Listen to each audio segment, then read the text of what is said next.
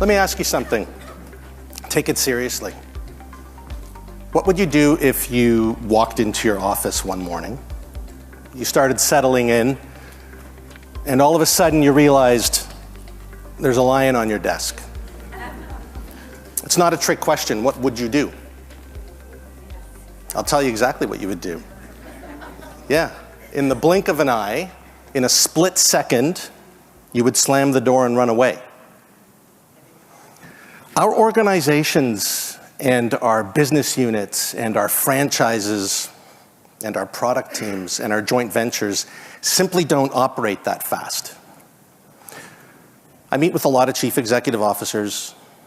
I'm in regular conversation with chief commercial officers, global product leaders, business unit leaders, country managers, functional leaders. They all tell me pretty much the same things.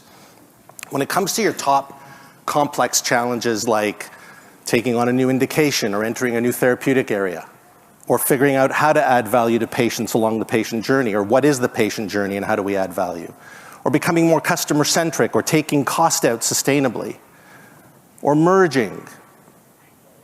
When it comes to these kinds of complex challenges, there simply isn't enough time in the day. Many leaders tell me that their teams are very adept at thinking out of the box, thinking about novel strategies and tactics, not as good at execution. Other leaders tell me they're fantastic at execution, not really that good at thinking novelly. Why is it that we can put people on the moon and explore the outer regions of space? We can get awards for the incredible things you're seeing. We can invent CAR T therapy, immunotherapy, and when it comes time to launching a product, we struggle sometimes. Or when it comes time to turning around a business unit or figuring out how to be more customer-centric or patient-centric, we tend to have long delays. What makes problem solving, what makes seizing opportunities, what makes change so difficult? Well, it turns out not every challenge is created equal. There are simple challenges, then there are complicated challenges, and then there are complex challenges. You encounter them all the time, all of them. Simple ones you just solve yourselves. You observe the facts, whether you've seen the challenge before or not, you connect the dots on your own. I'm not going to spend one more second on simple challenges. Complicated challenges are tricky. Complicated challenges are linear challenges. They are solved challenges. When you need to fix a car, that's a complicated challenge.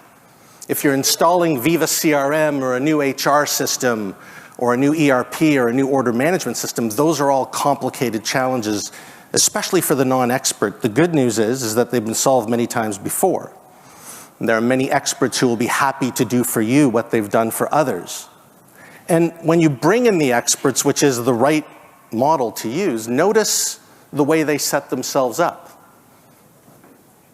They know what success looks like. They've installed the system many times before, they've fixed the car many times before, and so forth.